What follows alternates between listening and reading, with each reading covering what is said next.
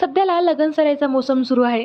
लगनसराई म्हटलं की सर्वांचे धूमधडाक्यामध्ये लग्न करतात. पण धूमधडाक्यात लग्न करण्यापेक्षा अवाढव्य खर्च करण्यापेक्षा जर आपण कोणाला मदत केली तर नक्कीच त्यांचं मदत होते.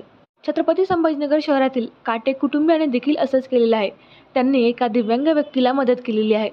आज आपण त्यांच्याकडनं जाणून घेऊयात की नक्की त्यांना ही कल्पना कशी सुचली व त्यांना असं का बरं वाटलं की आपण कोणत्या तरी एखाद्या दिव्यांग व्यक्तीला मदत करून त्याला स्वतःच्या पायावर उभं करण्यासाठी मदत करावी. माझ्या घरात जो आनंद द्विगुणित होणार आहे लग्नानिमित्त, पण समाजामध्ये असे काही वंचित आहेत की ज्यांच्या चेहऱ्यावर कधीच आनंद खुलू शकत नाही. तर अशा वंचितांना किंवा अशा जे दिव्यांग असतील तर यांना आपल्याला काही मदत करता येतील का, जेणेकरून आपल्या कुटुंबामध्ये जो आनंद आहे तोच त्यांच्या चेहऱ्यावर त्या दिवशी म्हणजे दिसेल. तर या दृष्टिकोनातून मी विचार केला. आम्ही काळे आणि काटे परिवाराने विचार करून सगळ्यात शेवटी असं एक ठरवलंय की आपण दिव्यांग व्यक्ती जे आहेत तर चौरंगीनाथ लोखंडे यांना आपण काही मदत करता येईल का. यांचं नाव जे सुचवलं आहे ते नवनाथजी बोडके जे आहेत, त्यांचं दिव्यांग बाबतीत जे आंतरराष्ट्रीय स्तरावर काम आहे त्यांनी ते नाव सुचवलं आणि आम्ही चौरंगीनाथ लोखंडे यांना त्यांच्या पायावर स्वतः काही रोजगार निर्मित करता येईल का आणि जी आमच्याकडनं मदत मिळेल तर त्याच्यामध्ये छोटासा व्यवसाय सुरू करता येईल का, जेणेकरून ते आर्थिक सक्षम होतील, स्वतःच्या पायावर उभा राहतील. तर त्या दृष्टिकोनातून आम्ही त्यांना द्रोण व पत्तरवाळी बनवण्याचं मशीन आम्ही आमच्या या लग्नामध्ये म्हणजे सप्रेम भेट दिलेलं आहे.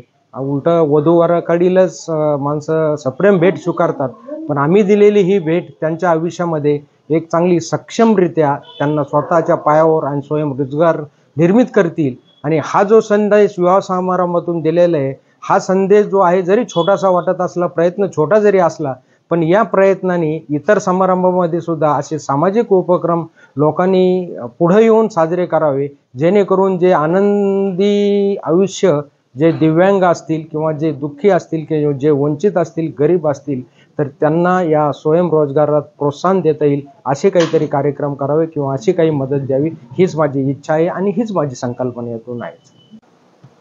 माझं नाव चौरंगीनाथ प्रभाकर लोखंडे. मी जिल्हा जालन्याचा राहणार, तालुका भोकरदन, गावाचं नाव करतगाव. माझे आई वडील शेती करत आहे आणि माझ्या जन्माचं साथ नाही आहे दोन्ही पण. आणि माझी खायची परेशानी होती, कपडे घालायची परेशानी होती, समजीच परेशानी होती मला दोन्ही हात नसल्यामुळे. जरी हात नसल्यामुळे मला असं वाटत होतं की मी शिक्षण करावं. मी शिक्षण केलं बी, माझे BA कंप्लीट झाले, पण माझ्या शिक्षणाचा काहीच फायदा झाला नाही. एवढं शिक्षण करून सनी पण मला नोकरी भेटली नाही.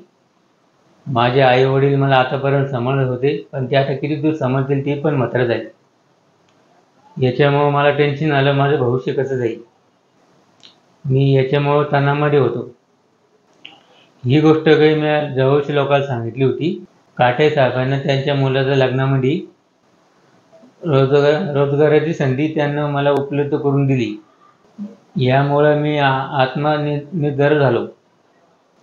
आता मी माझे उपजीविका भागू शकतो. काटे साहेबांना त्यांचे मदतीमुळे त्याचे आभार. काटे कुटुंबियांनी सामाजिक भान ठेवून एका दिव्यांग व्यक्तीला मदत केली. त्याच्या चेहऱ्यावरती हसू फुललं. त्याच्या पायावर त्याला उभं राहण्यासाठी मदत केली. तर सर्वांनी यांचा आदर्श घेऊन होईल तेवढी मदत आपल्याकडनं करावी.